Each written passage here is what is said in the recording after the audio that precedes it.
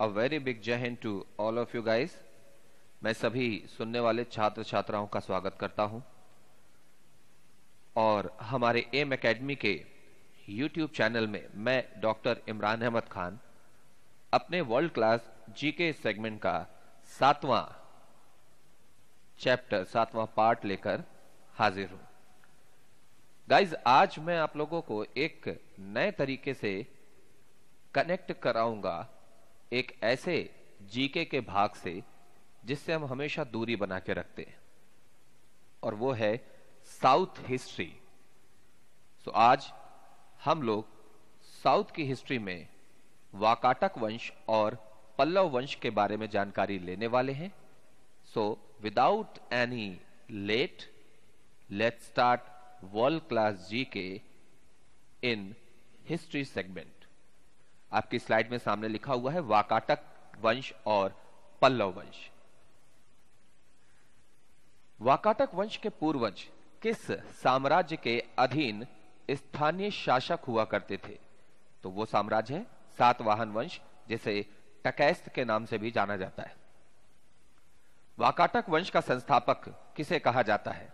Answer है विंध्य शक्ति। विंध्य शक्ति के पुत्र का क्या नाम था? उत्तर है प्रवरसेन प्रथम। वाकाटक वंश का एकमात्र शासक जिसने सम्राट की उपाधि भी धारण की थी। आंसर प्रवरसेन प्रथम। प्रवरसेन प्रथम के द्वारा कितने अश्वमेध यज्ञ किए गए? उत्तर है 4। यहां पर मैं आपको रिकॉल कराना चाहूंगा कि अश्वमेध यज्ञ के लिए अश्वमेध कर्ता के नाम से समुद्रगुप्त को जाना जाता है। तो आप यहां कंफ्यूज नहीं होंगे कि अश्वमेध कर्ता और 4 अश्वमेध, जबकि 2 अश्वमेध पुष्यमित्र शुंग ने किए थे और 2 अश्वमेध के साथ एक राजसूय यज्ञ ये शतकर्णी के द्वारा किया गया था, जो सातवाहन वंश से था। तो प्रवरसेन ने 4 अश्वमेध यज्ञ किए थे। प्रवरसेन के पश्चात वाकाटक वंश कितने भागों में विभाजित हुआ? तो 2 भागों में, प्रधान शाखा और बासीय शाखा। वाकाटक वंश की प्रधान शाखा के राजाओं का क्रम क्या है? तो पहला राजा रुद्रसेन प्रथम, फिर उसके बाद प्रभावती गुप्त, ये एक महिला थी, प्रवरसेन द्वितीय, नरेंद्र सेन और पृथ्वी सेन। किस गुप्त शासक ने अपनी पुत्री प्रभावती गुप्त का विवाह वाकाटक नरेश रुद्रसेन द्वितीय से करवाया? उत्तर है चंद्रगुप्त द्वितीय। गुप्त वंश के सबसे महान शासक चंद्रगुप्त द्वितीय ने करवाया था। वाकाटक नरेश रुद्रसेन की मृत्यु के पश्चात किसके साम्राज्य में राजा का पद ग्रहण किया? किसने साम्राज्य में राजा का पद ग्रहण किया? यह बड़ा इंपॉर्टेंट क्वेश्चन है। प्रभावती गुप्त, जिसका कारण था कि प्रभावती के अर्थात रुद्रसेन और प्रभावती के दोनों पुत्र छोटे थे, तो उनके नाम से प्रभावती गुप्त ने एक संरक्षक के रूप में राजा का पदभार संभाला था। किसके काल को वाकाटक गुप्त संबंधों का स्वर्ण काल कहा जाता है? ऑब्वियसली प्रभावती गुप्त का काल। रुद्रसेन द्वितीय के कितने पुत्र थे? उसके 2 पुत्र थे, दामोदर सेन और दिवाकर सेन। वाकाटक वंश में प्रवरसेन द्वितीय के नाम से किसने राजा का पद ग्रहण किया? यहां ध्यान रखिएगा, उधर प्रवचन लिख गया है, वो मिस्टेक है, वो प्रवरसेन द्वितीय है। तो आंसर है दामोदर सेन ने, जो उसके दोनों पुत्रों में से एक था। वाकाटक वंश के प्रधान शाखा का अंतिम शासक किसे कहा गया है? पृथ्वी सेन को। वाकाटक वंश की बासीम शाखा का संस्थापक किसे कहा गया? यह दूसरी शाखा है। प्रवरसेन प्रथम के छोटे पुत्र सर्वसेन को। बासीम शाखा के प्रमुख राजाओं के नाम बताइए। सर्वसेन, विंध्य शक्ति द्वितीय, प्रवरसेन द्वितीय और हरिसेन। संपूर्ण वाकाटक वंश का सबसे शक्तिशाली शासक किसे कहा गया है? हरिसेन को। मतलब दोनों शाखाओं को मिला भी लें तो हरिसेन सबसे ज्यादा शक्तिशाली था। संपूर्ण वाकाटक वंश का अंतिम शासक किसे कहा गया है? वह भी हरिसेन। कारण यह है कि वाकाटक वंश में जो प्रधान शाखा थी उसकी समाप्ति हरिसेन के द्वारा की गई थी और उसने उस प्रधान शाखा को बासीम शाखा में मिला लिया था। तो अंतिम राजा हरिसेन हुआ और सबसे शक्तिशाली राजा भी हरिसेन हुआ। हरिविजय नामक प्राकृत काव्य ग्रंथ के रचयिता कौन? तो सर्वसेन। सेतुबंध नामक मराठी प्राकृत काव्य के लेखक कौन हुए? प्रवरसेन द्वितीय। संस्कृत की विदर्भ शैली का विकास किन राजाओं के शासनकाल में हुआ? तो वाकाटक वंश के राजाओं के शासनकाल में। कालिदास का महाकाव्य मेघदूत किस शैली में लिखा गया है? विदर्भ शैली में। ये गुप्त वंश के समय पर थे कालिदास। नचना के प्रसिद्ध मंदिरों का निर्माण किसके शासनकाल में हुआ? वाकाटक नरेश पृथ्वी सेन द्वितीय के काल में, जिसे उनके सामंत व्याधदेव के द्वारा बनवाया गया था। अजंता की 16वीं और 17वीं गुफाओं का निर्माण किसके शासनकाल में हुआ? वाकाटक वंश के शासनकाल में।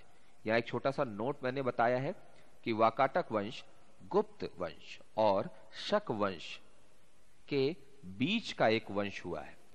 सो गाइस, आपने एक छोटा सा इंट्रोडक्टरी पार्ट वाकाटक वंश का देखा, जिससे आपके लिए वाकाटक वंश को डिटेल में अगर चाहें आप तो पढ़ना इजी हो जाएगा। Otherwise enough sufficient facts are there in this note. Okay, चलिए अब हम दूसरे में चलते हैं, पल्लव वंश। पल्लव वंश का संस्थापक किसे कहा गया है? सिंह विष्णु को। सिंह विष्णु किस धर्म का अनुयायी था? वैष्णव धर्म का। पल्लव वंश के प्रथम राजधानी कहां थी? कांची, जिसे आज के तमिलनाडु में कांचीपुरम के नाम से जाना जाता है। किरातार्जुनीयम के लेखक भारवी किसके दरबारी लेखक थे? सिंह विष्णु के दरबारी लेखक थे। पल्लव वंश का अंतिम शासक किसे कहा जाता है? अपराजित वर्मन को। मत्त विलास प्रहसन की रचना किसने की थी? तो ये है महेंद्र वर्मन, जो पल्लव वंश के ही एक राजा थे। महाबलीपुरम के एकाश्म मंदिर रथों का निर्माण किसके द्वारा करवाया गया? नरसिंह प्रथम के द्वारा। महाबलीपुरम के एकाश्म मंदिर में कितने रथों का निर्माण किया गया है? उत्तर है 7 रथों का, जिसमें सबसे छोटा रथ द्रौपदी रथ कहलाता है। वातापी कोंडा और महामल्ल की उपाधि एक साथ किसने धारण की? नरसिंह वर्मन प्रथम ने। महामल्लपुरम के गणेश मंदिर का निर्माण किसके द्वारा करवाया गया? परमेश्वर वर्मन प्रथम के द्वारा। किस पल्लव शासक के द्वारा विद्या विनीत की उपाधि धारण की गई? परमेश्वर वर्मन प्रथम। अरबों के आक्रमण के समय पल्लवों का शासन कर्ता कौन था? नरसिंह वर्मन द्वितीय। किस पल्लव शासक के द्वारा राजा सिंह, आगम प्रिय और शंकर भक्त की उपाधियां धारण की गई? नरसिंह वर्मन द्वितीय। कांची के प्रसिद्ध कैलाश मंदिर का निर्माण किसने करवाया? नरसिंह वर्मन द्वितीय। कांची के प्रसिद्ध कैलाश मंदिर को किस एक अन्य नाम से भी जाना जाता है? राज सिद्धेश्वर मंदिर। किस मंदिर के निर्माण से द्रविड़ स्थापत्य कला का प्रारंभ माना जाता है? कांची का कैलाशनाथ मंदिर। महाबलीपुरम के शोर मंदिर का निर्माण किसके द्वारा करवाया गया? नरसिंह वर्मन द्वितीय के द्वारा। दश कुमार चरितम के लेखक दंडी किस शासक के दरबार में थे? नरसिंह वर्मन द्वितीय। यहां पर एक नोट और बताया मैंने कि कांची के मुक्तेश्वर मंदिर का निर्माण नंदी वर्मन द्वितीय ने करवाया था। कैलाश मंदिर और मुक्तेश्वर मंदिर ये दोनों कांची में ही है, तो इनका ध्यान रखिएगा। सो गाइस, यहां 2 ऐसे टॉपिक जो आप कभी नहीं छूते हैं के फैक्ट्स मैंने आपको बता दिए। आपका काम है कि अब आप इन पर रिवीजन नोट करें और इनके डिटेल नोट्स को बनाएं अगर आपकी जरूरत है तो, otherwise it is enough sufficient. फिर मैं वही बात बोलूंगा कि चैनल को इंक्रीज करने में, स्प्रेड करने में, इसके सब्सक्राइबर्स को बढ़ाने में मदद कीजिए, क्योंकि मैं किसी और प्रकार की सुविधा का उपयोग नहीं करता हूं। मैं केवल सीधे सीधे स्टडी डिलीवरी में ही बिलीफ रखता हूं। तो आप लोग थोड़ा मेरी मदद कीजिए ताकि जल्दी से जल्दी मैं अपने 1000 सब्सक्राइबर पर पहुंचकर आप सभी लोगों को लाइव क्लासेस देने के लिए सक्षम हो जाऊं। जरूरतमंदों तक इसे पहुंचाइए। If you help others then nature will help you. Thank you so much. Take care of yourself. Jai Hind.